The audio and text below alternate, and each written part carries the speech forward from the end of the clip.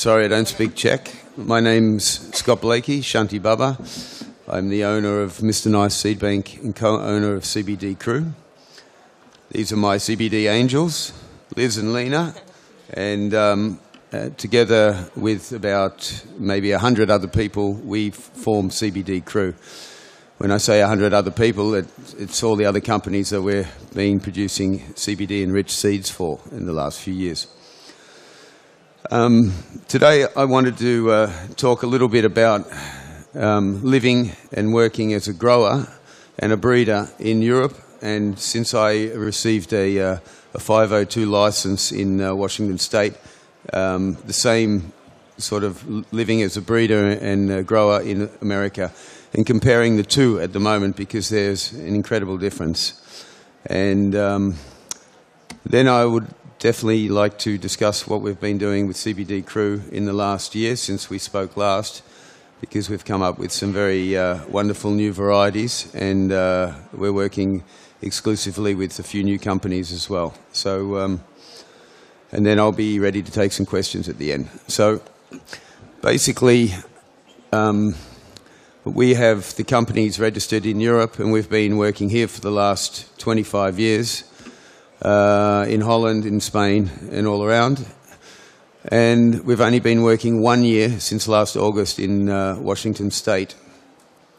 In the last 25 years in Europe,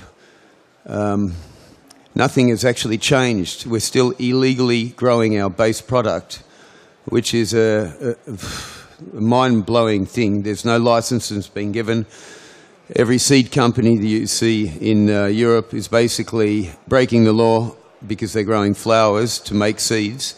But when the seed is here, we're allowed to pay tax and we're allowed to distribute it like normal business.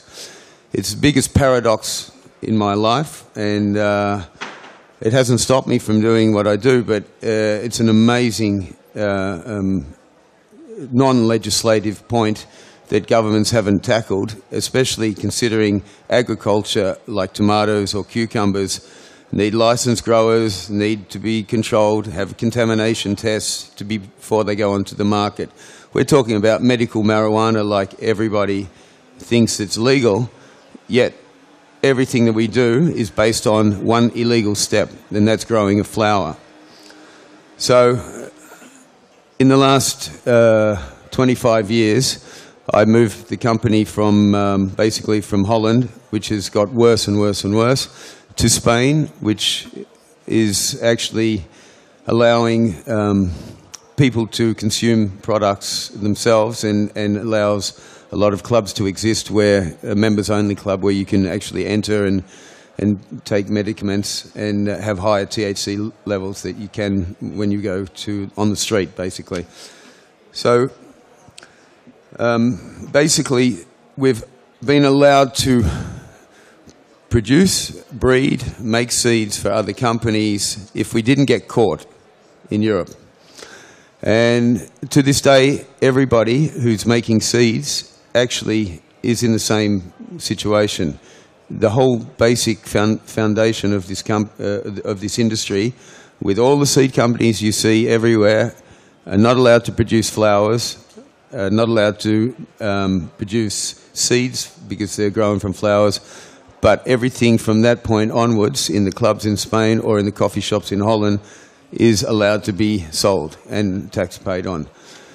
Whereas the situation that I know of, because I'm personally involved in Washington State, in Seattle, and in 1 year the government has brought in regulations for growers that are so incredibly good for growers and for the Washington State Liquor Board that the situation is going to be, in a very short time, the 25, 30 years of the European industry is going to be overtaken by the American commercial way of doing business, and because they understand what the steps you need to regulate, to be responsible, and then to tax. And I'm afraid that at the moment, after 25 years of waiting for these licenses to come to our growers, to be able to supply the clubs, to be able to make our seeds, to be able to make for the other 15 or 18 other companies that we make seeds for legally.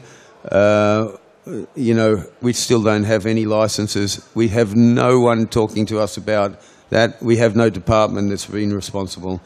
And that is the sorrowful situation in Europe, unfortunately.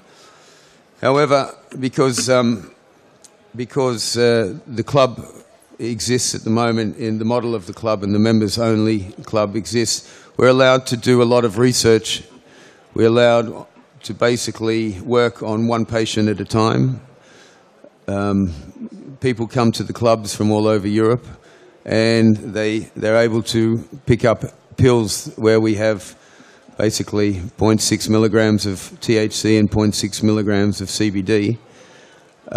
That's a legal transaction. They can do it through a members-only club. But the help that this has been giving to people like Crohn's disease and MS patients and cancer, chemotherapy victims is incredible. So just on a very small cottage industry of testing, with the little clubs, with all the facilities that are illegal, but we managed to keep them going in Europe, we see the opportunity now in America in a big way to be able to walk around legally, doing all of the production properly, contamination tests in laboratories, stipulating everything that we're allowed to have in our products, controlling it, regulating it, and taxing it.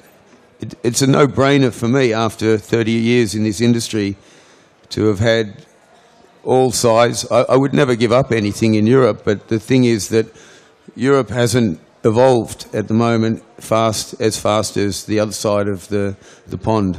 And the situation is that we have a lot of Northern Europeans, cannabis refugees coming down to Spain thinking the sun is shining and the grass is greener.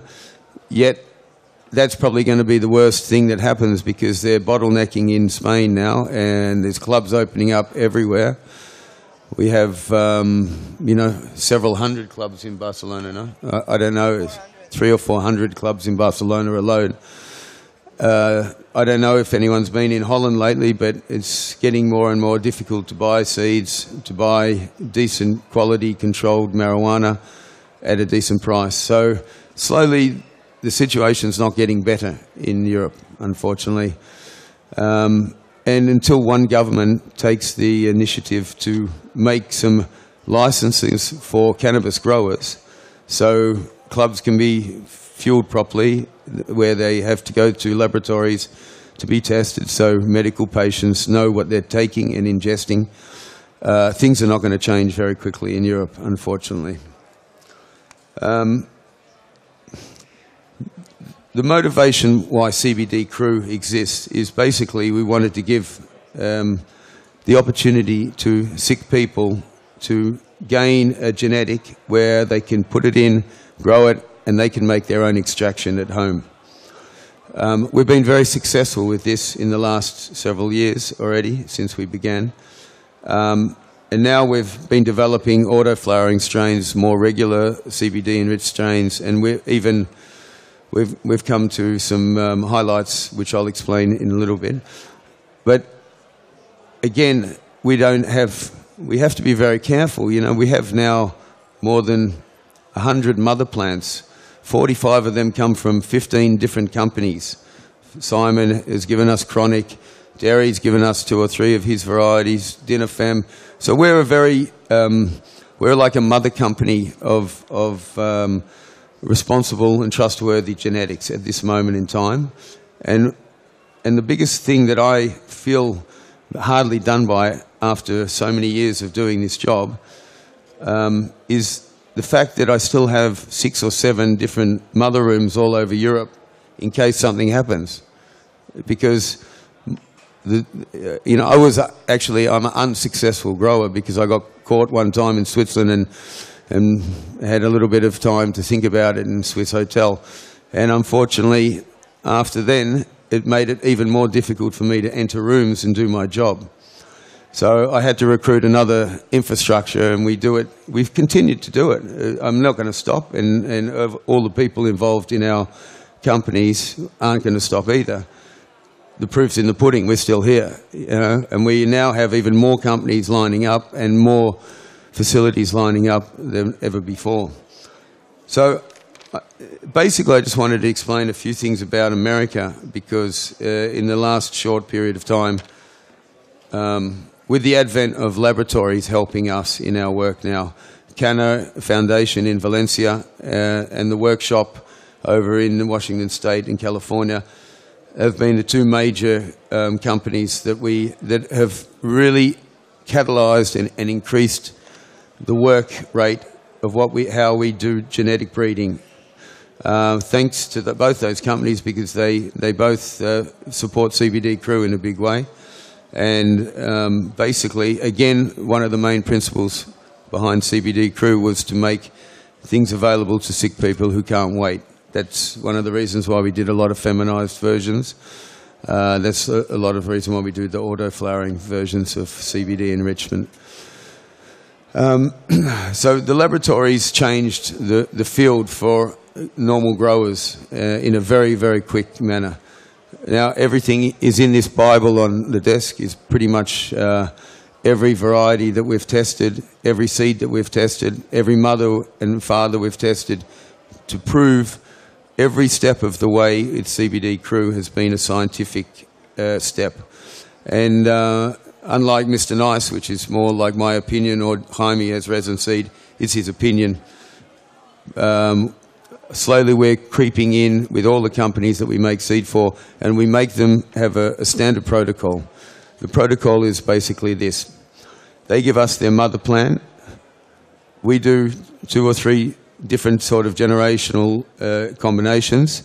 Then we give them back 100 seeds. They do the flowering and cut 10 random samples of 10 different seed plants. And with those samples, they send it to the girls, and we send it off to Canna Foundation in Valencia. It's completely independent. We've made the seed, given it to the company for their approval.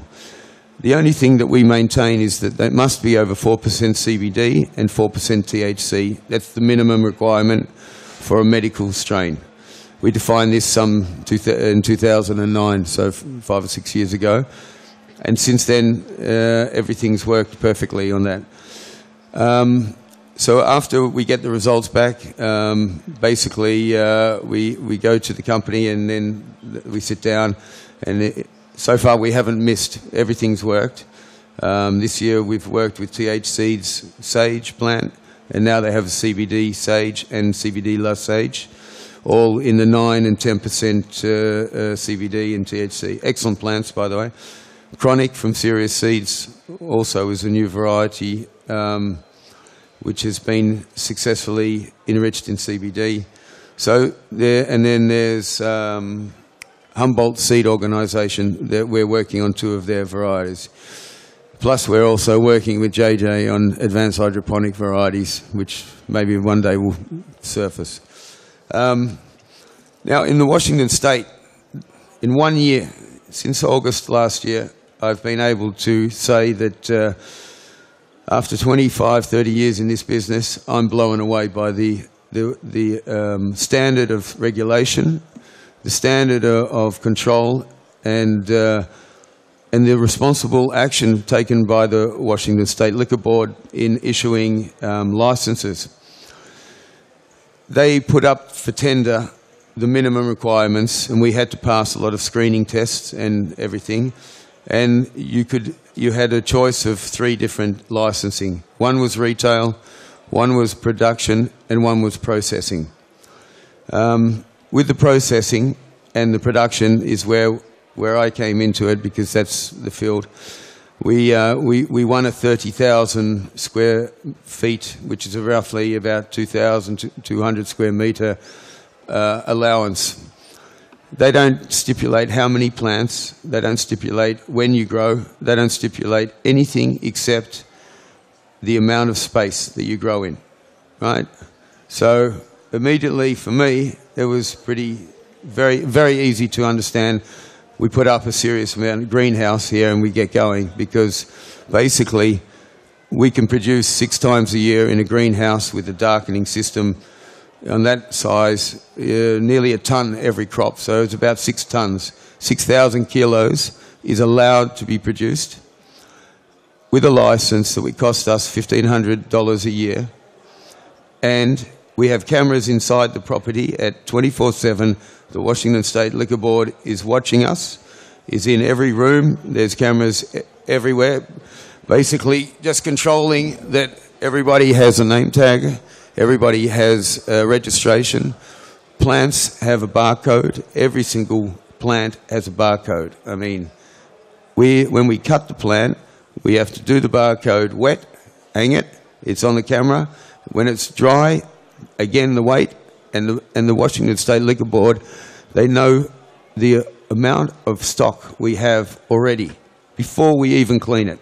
So in 1 year, America has just blown my mind, and I sign up for it in a big way, and I can understand why a lot of people are shifting over to Colorado and Washington at this moment in time.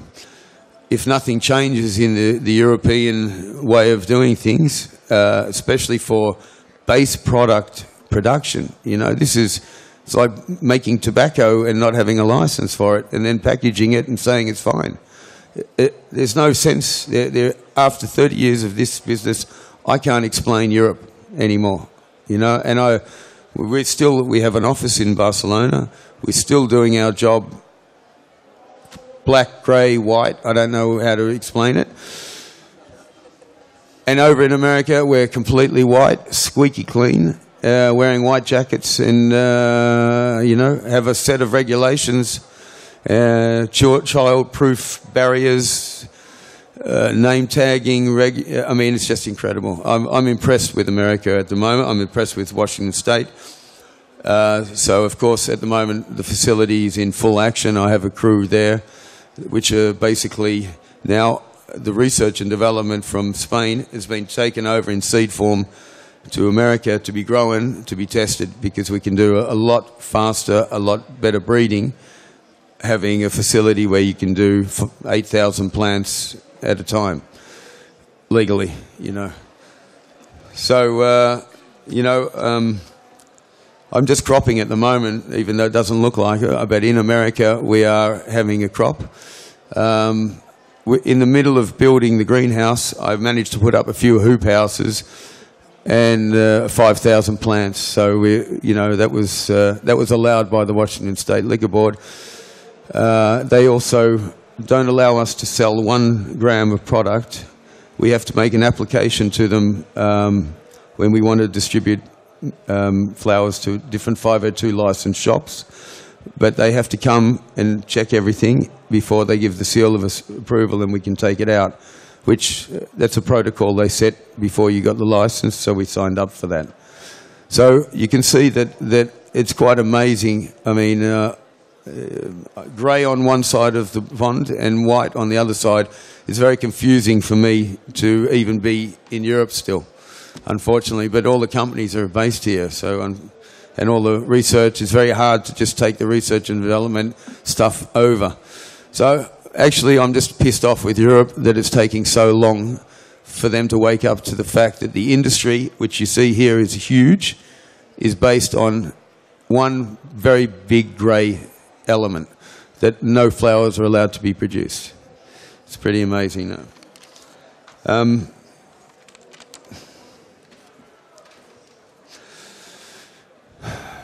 Just to explain how we managed to get a license in America, because as you can hear, I'm not American, I'm Australian. I've been living in Europe for a long time. Both my angels are from Norway and they're living in Spain. So we're really not the candidates for that. Some time ago, the Washington State Liquor Board, they sent out a questionnaire before they had licensed and before the vote had come in to legalize recreational marijuana. And they sent out the questionnaire to Mr. Nice, Seed Bank. It was at one stage Howard and I were quite popular with answering questions for some reason. And we answered the questionnaire. And slowly but slowly they came back to me and they said, well, we have just actually paid $750,000 US to finance a company to do the whole regulatory questionnaire for us to find out how many kilos are going to be used, what the regulations of where the shop should be, blah, blah, blah. But actually you managed to answer it pretty good in your questionnaires, and we slowly got talking about different varieties. And I just asked them one day, would it be possible to apply for a license? Quite a simple question. And the Washington State Liquor Board, the man called Aaron, he said to me, Mr. Blakey, of course it's possible. The minimum requirement you need is a person living in Washington State for 3 months. So I said, can I ring you back? 3 minutes later, I rang him back and I said, I have that person. And he said, well, then you can make the application. The application was put in within 3 months of all the screening tests we went through with my new partner in America. We were given one of the first 50 licenses in Washington State, which was very quick. It was a bit too quick for me. JJ went up to have a look at the facilities at one stage to help us in America, and we only had rudimentary hoop houses. We were just running behind ourselves. We couldn't believe they've given us a license in America. We've been waiting for 30-odd years in Europe, and we got it before we were even ready. So I don't know if they know something more than we do, but I thank them for that. And anyway, in 1 year we've put up this very big structure, and we hope to be doing a lot more breeding, a lot quicker, a lot more consistently, with a lot more regulating and tax money going to, worthy causes. And basically, as you can hear, I talk very highly of America at the moment. I think 10 years ago, I probably wouldn't have talked very highly at all, and most of us wouldn't. And so it's quite amazing that we've been able to turn that around in such a short period of time. Okay, so actually now I would like to talk a little bit more about the CBD Crew. I'll just take it.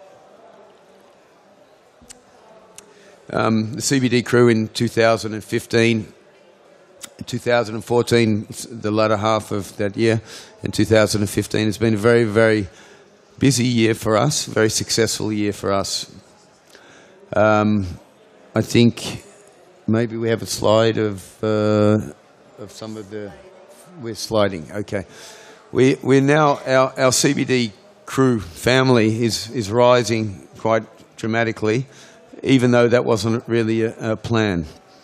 As I said, Sirius and TH Seeds and Humboldt are now the new 3 companies, along with Dairy, Barney's Farm and Dutch Passion and Seedsman and Raw and Sirius, yep, Sirius. Cannabia, I don't know, there must be Royal Queen Seeds also. Funnily enough, even Greenhouse Seed Company is now buying CBD seeds from us. And so we're actually turning a lot of people, instead of competing with people, we're collaborating with people for the medical reason, to make sure that people who want to buy a proper medical seed that comes from something that has been scientifically tested, they can do. So instead of having ego involved, we're trying to do the right thing by the end user for a change. And the main prerequisite that all the seed companies have to agree to before they join up with our CBD Crew is they will do the right thing by the end user. And that's the very first principle, is pretty much what the CBD Crew's foundation is based on as well.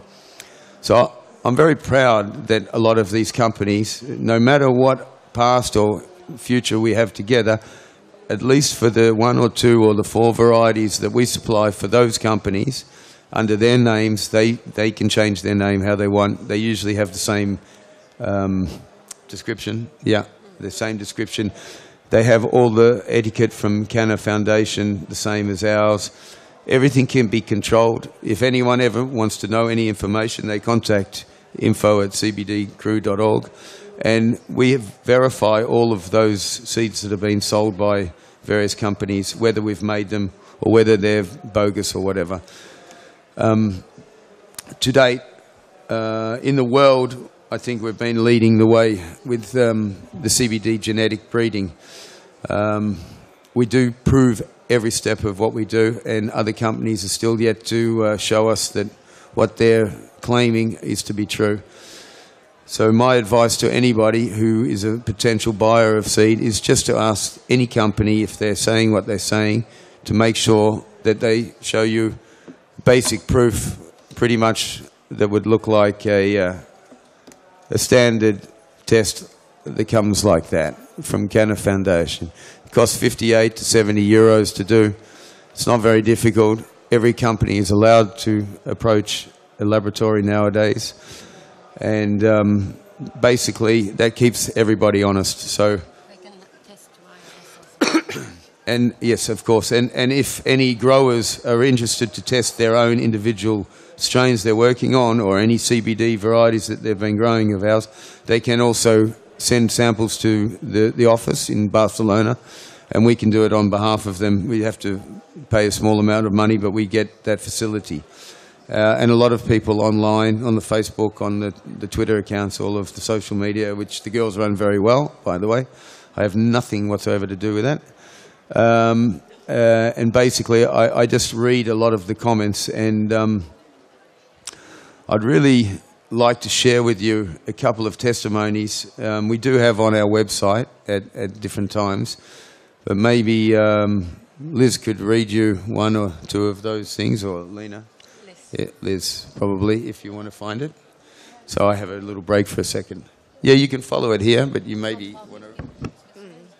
You can say a little bit about... We have some here that people can read. And also we talk a lot directly to everybody that's growing, because they send us mails. I mean, a lot of the people that grow our strains have never even seen a cannabis bud before. They're completely new to the cannabis scene, and they need guidance. Luckily, most people have houseplants at home, so they have some experience. But it's a very new scene of growers that is emerging. So that's why we keep a lot of close contact to make sure that they do it right, that they don't mess up their product, because it's time-consuming. Because it's very time-consuming, and people normally don't have much time. Unfortunately, we often encourage people to just grow some plants, make it to a product, and keep it in the freezer, because in some time, somebody's going to need that product, and you don't want to spend 4 months, to growing it, making it, because some people don't even have that time. So we also teach people that contact us to start medicating on just the little weeds they can get a hold of, because all cannabis is medicinal. It's just that some is more medicinal. So they can start with like little amounts until they get their plants done. And we get so much nice feedback from people that had no hope. They've been turned down by their doctors. They don't know where to go. And all of a sudden they get this new information. They get the empowerment of being able to do it themselves independently. Because we have pretty much given away our health to doctors. And to take a little bit of that power back, people feel it, and they get very encouraged. Just that boost of being able to do that kind of is healing. We get so many different diseases from diseases we never heard before. We have to Google sometimes diseases, because in America they have a whole range of diseases that we don't really meet here. And everybody, like the ALS, which has been the big ice bucket challenge that I'm assuming everybody has gotten aware of last year. And we get patients with ALS that are great. They have great process in inhibiting the development of the disease. And the easiest ones, multiple sclerosis, fibromyalgia, chronic pain. I mean, we have... Crohn's disease, it's, wonderful. We have one patient that came to our office with his girlfriend. He had a chronic pain, a multiple sclerosis condition. He was on about 30 painkillers a day. His girlfriend was like, it's changing him. He's not the same person that he used to be, because the drugs, they affect your body and your head. He got a little bit more like edgy. And they were like, we need to try something else because we can't continue like this. So we taught them very easy ways to make. We didn't even make oils. We just make raw decarb capsules. Got him to eat that, change his diet to a healthier diet, cleaner diet with not so much animal products. And he is now doing great. They live in France. They come to our office regularly just to update us on how great they're doing. The girlfriend thanked us for giving her boyfriend back. Because now it was the person that she fell in love with, that person that has gone in some drug haze for a couple of years. That wasn't the person she liked. I'm a little scared of the mic. So it's very nice when we get these people that come to us personal, that we can see their development. We now have a very good, one of our test growers from America that has been with us from day one. He got cancer earlier this year. Grew all our strains, did it combined with the chemo. He's now perfectly healthy and back on track. And when you get these, we have now 3-4 people that we know personally that has gotten rid of their cancers. And that's very, very empowering to know that our product actually can help people. So, and we encourage everybody to send us testimonials. And we put everything online on our webpage, so that people can read it and get inspired. Because that's the way we share knowledge now, because this doesn't come in the newspaper. People have to go to YouTube and look at video testimonials and get all that info. So, yes? You want to give a personal testimonial? Take the mic, my friend. Scott and I have been very good friends for many, many years. My wife developed cancer 5 years ago. They gave her about 3 weeks to 2 months to live. Thanks to Scott bringing me the CBD oils, the CBD plants to grow, she had 4.5 excellent years with good health and good energy. She passed away. It finally got her. But Scott, I can't thank you enough. Thanks, man. But you make me all emotional when you say it like that. You gave me 4 years of my wife, and I'll never forget it. Thanks, man. Thanks, Jay. But we also miss Harlem, of course. He does that to us every time. It's terrible. But we wouldn't change him for a thing. Yes, of course. Harlem was one of JJ's wife was one of the best breeders I ever came across, and one of the queen of clone. So we miss a queen there, unfortunately. But the hardest thing, what JJ just brought up to mind for me at the moment was, we're really not doctors or nurses here. We're normal people who are trying to do a good job and bring the best product possible to the medical market. We don't say that we're going to cure anything. We have seen people cure themselves with very large quantities of cannabinoids from the plant extracts that they're using. The biggest problem at this moment that we're facing is the dosage. We have no idea, and no doctor has any idea of what is a dose for anybody in this room. We set a standard. We do one case study at a time. We really follow those case studies through for several years. So, we become quite attached. This work is not for the emotionally weak people. Unfortunately, it's the girls do an incredible job, because every day this is a very draining, emotional and taxing job. And I stay with the plants because I get along better with them. And they get along pretty well with me as well. So, and the girls do a fantastic job with that. But when I come to the dosage, we always start very low. We have children, we're dosing. We have people who have never used marijuana products at all, they're dosing. And we start usually in the evening time, especially with these sort of pills, when they haven't taken anything before. Give it to them for 3 nights in a row, then make sure they give us a testimony. And we do all of this online by trying to control it, because there's nowhere else for a lot of these people to go to. I would love, like I did for Harlem, like everyone, we had to make these products sneaky. You know what I mean? This stuff is working. It's really working, very big time.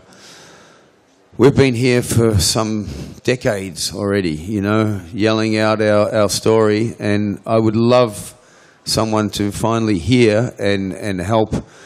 I don't care if we get licensed or not, but the people who need to be recognised and licensed, the guys behind the scenes, the ones that are growing illegally, the cupboard growing, all of that stuff you should be proud of this job. It is a very good job. It's a skill. It's something that people get help from, and it's something that America has cottoned onto very quickly. It is in putting people back into employment. It's bringing revenue to local councils. It's putting schools up. I mean, I'm apolitical, a-religious, asexual. I don't want to talk about those three things. But when you see how America has embraced it from having a war on drugs to having a party on cannabis now, it's really changed the way everything's going. And I know personally, within our crew, there's several hundred people on both sides of the Atlantic that are now working together without money. We don't talk about money ever. We talk about getting results, and then the money will come after that. So, you know, it's the first time in my life that actually I recruited people with IOUs, you know. I didn't promise anything to anybody. I didn't even know if this whole thing was going to work. It worked atomically for me. It's worked better than what I could imagine. It's helped a lot of people. And while we're only valued on our last game, and our last game's a pretty good game, I must say, we still have some things to do. We have a lot of work in terpenoid production. We know that beta-carothenol is a very major terpene that's aiding the transfer of CBD communication in the cells. We just need a lot of more PhD students working on specific little areas. We do finance some of them. We do give project money away. We're not a big company, as I said. We've just paid back all the bills after 2 years, and the IOUs are finished. And now we can go into some actual small projects to individual people that that some of the money can be spent properly on. And so if we've been able to do it, remaining illegal on the growing side and making all the products available and legal, and the information and the research and all of the people, no matter if they're getting hit down for a small period of time, they stand up and they continue doing this job. There must be a regulatory board in Europe who can stand up and take responsibility. And so I don't know how to do that, but... Because they're handing out hemp licenses. Yeah, the hemp license is something... Some of the big companies here base all their CBD products on hemp. We don't. I should have explained this a little bit earlier, but I can't prove it at this moment in time. It's just like I couldn't prove things 10, 20, 30 years ago, but they've all come true since then. We have a very big feeling that the whole plant extract, not CBD or not THC, not CBN, not the terpenes, not the flavonoid, everything in the whole plant is a medicine. And now we can't measure every single thing at the moment. And only recently, up until about 4 weeks ago, there was 4 new cannabinoids found. So as our tools get a little bit better and we start to see what was invisible prior, all of a sudden we're seeing that there's so many other compounds on this particular plant that are probably having a big sub-part to do with the whole plant extract being a medicine. So while I do praise a lot of the companies who are making products, I do think there's a hell of a lot of marketing and a hell of a lot of working on some of the sickness and the ill people's insecurity of wanting to get better, so they're running on to certain products. High CBD doesn't cure cancer. I'm sorry to tell everybody, maybe it's very applicable to young children. It is a food supplement. It can help. High CBD, high THC is a very necessary thing for curing cancer.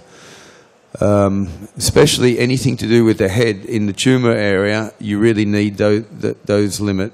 You know, you need more than 4%. And when you make an extract, you're usually doing 20-25% of both of them, and that's the minimum you need to actually make a very powerful medicine.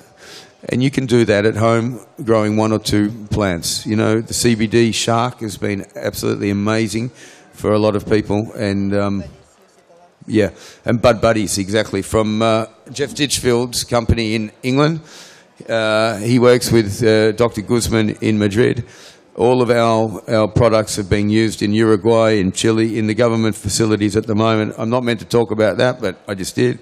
And, you know, so we know that the genetic material, if you start from a very good point, you don't have to waste your time with all the work that we've taken us 5 or 6, 7 years to conclude. And so basically, a lot of the institutions who ask for donated seed that we had to do illegally to give to the hospitals so they can go and make a medicine, it just gets worse. Actually, the paradox is just continues. So you can hear my frustration with not being licensed in Europe and being licensed in America, okay? I'm not going to go on about that anymore. What I would like to do is tell you a couple of interesting, fantastic things that have happened to us recently, and then we'll probably finish off. But CBD Crew, in the last year, we worked very quietly with the breeding facilities. It's been very crowded. It was an extremely hot year last year. But we had fantastic success.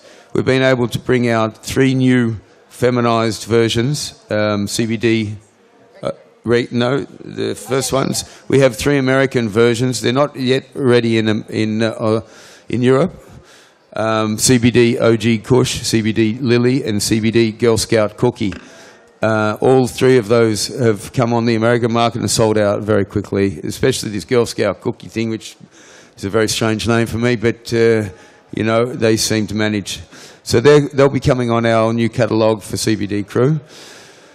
Due to a demand for regular CBD, not feminized, which is much harder to breed, a lot more laboratory testing. My book is, I have 3 more of these, and they're getting thicker and thicker by the day. I think we've invested over 100,000 euros in lab testing. So if you want to start a company on science, you know, be prepared. What's the 3 new names? 3 new names. We have we have, is this so new? I don't even know the names. We have, and the regular ones is CBD Divine, CBD 3D, and CBD PH. Okay, we've gone in the growing area of that one. Huh? We have 2 new auto-flowering feminized, which is not my favorite, but it is definitely there's a need in the market for them. We've done that in conjunction with Grassomatic, CBD Medigum 1 and CBD Sugar Gum 1. So we have been busy. We've added 8 new varieties. 8 new varieties, and the best still last. A lot of people have been hassling.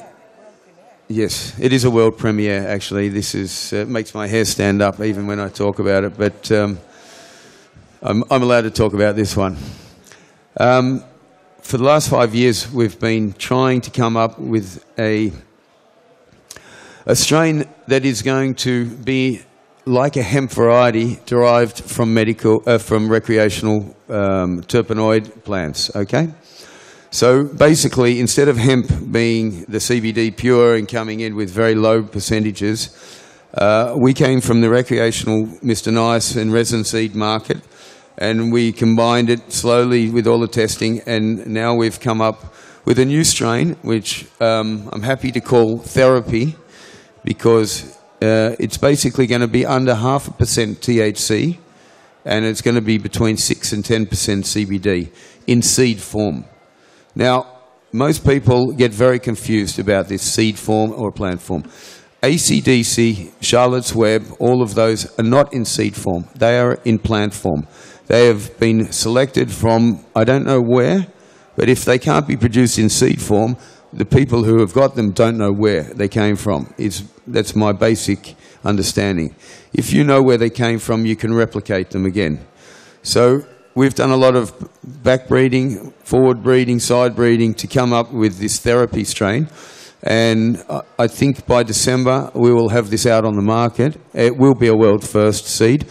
We will be able to show the scientific pathways of this, and we have a lot tested. This is one area that I can tell you, we did the research in Europe, we finished the production in Europe, we sent 100 seed to America. This year in the Washington State hoop houses, we flowered out 100 of them.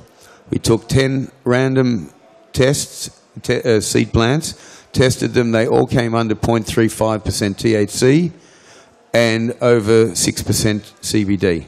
So I'm feeling very, very confident. I'm feeling very happy with myself about the breeding. But more so, this is definitely something for the mothers who are coming to our office all the time with their sick children, who we really don't want to give too much THC products to.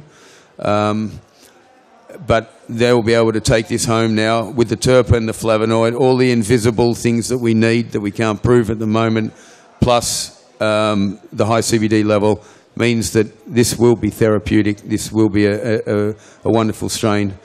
And unfortunately, we have a very limited production. It will only be available from the girls at CBD Crew for the first 6 months, and then after that, we'll be making it available to the other seed companies. But again, we're in illegal rooms doing this, so, you know, please excuse us for that. I just wanted to say thanks to Advanced Hydroponics of Holland. They've always stuck by us. Canna Foundation, the workshop, and I can't remember all the companies that work with us off the top of my head. But if anyone wants to come up after and have a look through any of the varieties to check what a lot of people are claiming or verify whether they're varieties that we're making, I'm happy to show you and share with you. And I think if anyone has any questions, I'm happy to take them. So, okay, good. Oh, spoke for 50 minutes, my good.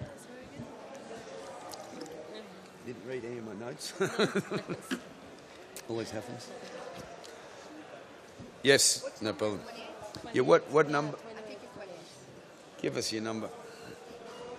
Hi, thanks so much for your informative talk. Really excited about hearing about your therapy seed strain. So are we. Yes, amazing. Yeah. I've just got a couple of questions around it. The first one, what would be the difference between this one and growing industrial hemp that has low THC and high CBD? Is it because it's... And also, where does the therapy strain... Is it a marijuana-based seed that you've reduced the THC in?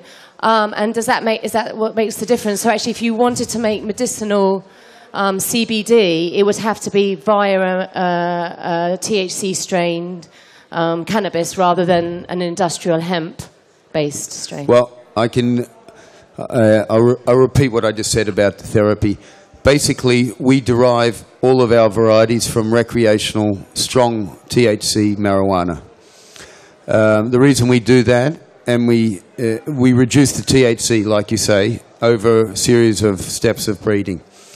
The reason why we don't come from the hemp area like everybody else is that, first of all, when you say high CBD varieties from hemp, you're getting 3% maximum. We're already starting at 4% and higher. So we get up to 15%. I've got varieties of 15, 18% CBD. So if, for an agricultural person like myself, if you have 1% CBD plant and 18%, you go 18 of those plants to make the same as you do one plant of ours. So, of course, you have a much better concentration extraction mix, not to mention the terpene and the flavonoids and those invisible things that we still need from the plant. We do condone extraction making from whole plant rather than from just CBD and making synthetic compounds. We might not be right with all of our assumptions, but so far in the last 5-6 years, we've led the world with the CBD varieties, the 1-to-1, the 2-to-1s, the 4-to-1s, on both CBD and THC. We do make a product range, very high THC, very low CBD, 1-to-1, and very high CBD, low THC. So I don't, as we say, we're not doctors, but we make that market. Maybe you want to say something? Also, all the research that has been done on cannabis as medicine has been done on cannabis, not on hemp. So for us to go and just say that this works when we don't have the things that we do, we have scientific proof. Like there's been actual studies done on cannabis. There has yet been very little actual medical studies done on hemp. So when we do that, we might get new information. But until I have that information, I feel very insecure telling people that this will cure everything, because that's just my opinion. So until we get a lot of those, I mean, for some people that live in countries where it's very illegal, try hemp first, try it. But if that doesn't work very fast, you need something stronger. So it depends from sickness to sickness. If you have multiple sclerosis, maybe a good hemp product that is organic and without pesticides and can help you a bit. But if it doesn't help, try cannabis. It's not like if hemp doesn't work for you, cannabis won't work. Because we see that a lot of people that come to us, they've tried hemp products. And now they need something stronger because it doesn't work for them. Some people it does work for, great.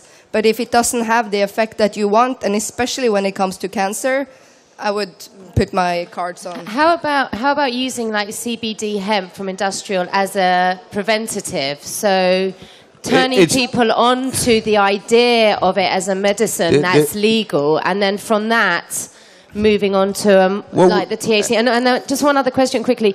Yep. If it is low THC, as in 0.3%, in Europe, under that you can sell it it's legal to sell. But because it's from a cannabis strain, is this where it gets a bit grey, that you can't then sell it because it's coming from a... We've been living in the grey for all of our life, so actually nothing changed for us. But you're right about that. The botanical registration of our varieties will never exist until I'm president or something. It's just not going to happen. The original varieties that have been allowed, of the 4 French varieties, a couple of Hungarian, Italian, the Fedolas and all of that, Carmagnolia, there's nothing wrong with them. Their concentration levels are far inferior to our varieties in those things that we can't prove yet are very important, but they're very important, And one day, maybe in next year or the year after, we already know that people like yourself who are going to get the seed, go home, control everything they put onto this plant, make it as organic and as clean as possible to give to their kids, right? I mean, I'm prepared to give this to my kids too. Means that you can take your whole world, you don't have to listen to traditional medicine anymore, and you can actually do something about the sickness that no one's sort of seeing like you are at home. So we're really old school, one-on-one, trying to change the world slowly like that, but properly. And so I can guarantee that the products that we've been putting on the market are exactly what they are, if not better than what they are. We always tend to do a little bit less. We don't want to boast too much about it. We prefer you to come back and boast to us about it. And so when you say products, do you mean the seeds, or do you mean you actually also make the oils that you sell as well? We have a tincture. We have a CBD tincture, which is under 0.3% THC and high, I think it's I can't remember. I've got the laboratory report here. 1.5% CBD and under 0.3% THC. And can I sell that in Europe? Would I be able to sell that in the UK? That we can sell in Spain. The thing is, we don't have a regulation on all of this stuff in Europe. I mean, they say that it's not allowed. They made rules against marijuana before they even know what's on the plant. Yeah. The whole basis of this industry is very unique compared to the rest of the agricultural products in the world. It doesn't really make sense to anybody. Yet there's thousands of people here every year. You know what I mean? It's a difficult thing for a professional like myself and for the girls who are working every day one-on-one to explain to people and be logical about it. It's just no logic in it. Yeah. But we persist to do that because we're passionate about what we do. So logic goes out the door in that sense. It just stays in the plant room. I hope I answered. Yeah, that's great. Thank you.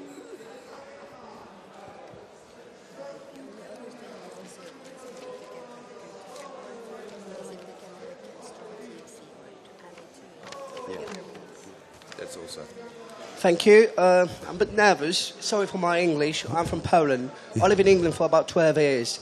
What it is, since I got involved myself in medical cannabis thing, I met loads of people who did try the oil and all that lot. But how it comes that some people say you need like 90% of THC strain if you want to cure the cancer. And you were saying like it comes to 20, 30 to get the medicine value off of it.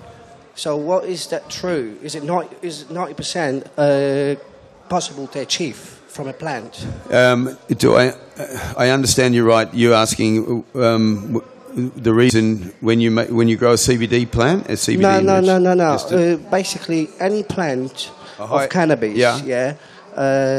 Like the Rick Simpson oil, where they're promoting. Okay. Yeah. I've been told 90% is that all you need to basically cure most of your diseases. You know, again, if you listen to Jeff Ditchfield, if you listen to Mr. Guzman, there's different camps. It's not a precise science at this moment in time. We do think, and we have had success when the concentration has been higher than 20% THC and higher than 20% CBD. But it should be even higher depending on what illness you actually have. I think Liz or Lynn? Yeah. So in Washington, there's no such a thing like 90% of THC oil what is being given to people. Yeah. No. So it's illegal. Yeah. And the thing is that because of Rick Simpson, he has put this forward, like you need a very strong indica oil, which it's also correct. But we've talked to a lot of people that have been eating that very strong indica oil, and they're not cured in 3 months. They eat it for a year maybe. That's 60 grams, 3 months. It's very optimistic. It's not really what happens in reality. And also when we have a high CBD and a high THC, so the THC will go lower, but we have the high CBD, so they even out. And the THC and the CBD seem to enhance the effect of each other. So those two together seems to be a lot more potent, even if the percentage aren't that high. And the last thing what I want to find out, people who somehow they get hold of aerosol oil, is there any way they can check basically the percentage of THC in it? Laboratory. But in the way that obviously the as I said when I was speaking, government won't find out because you can send it. You can send it if you really have something that you want to check. You send to our office in you can come and get the address after. What in London? Well, from London you can put it in post. Yeah. If it's a small amount, we accept it in capsules or little plastic vials, and we send it off to the laboratory to be tested under our name, because that's the only way we can get the laboratory to do those things. Slowly on our website, as there are laboratories in different countries opening up to do testing like what you say, we'll make that available. I don't know if you check our daily news, but whatever's happening wherever we do that for free. Yeah. Well, we do that for a service, trying to. I mean, we sell seeds still to finance, all of the work that we do. But most of the people, as I said, they do this work just to prove what they're doing for the medical patient. You can't lie to people like that. You do fall down and you do have a bad time after. So, basically, I think the products that people are saying that have a laboratory etiquette with them are verifiable. And anyone who just says that this has XX in it, I'm sorry, you can't believe them until it's proven. So you have to be very careful in this industry. Yeah, I mean, unless you make it your own. When you're making your own based on a good product to begin with, there you have no problem. And just a quick one now. Are you coming to London anytime soon for a similar conference? Is that an invitation?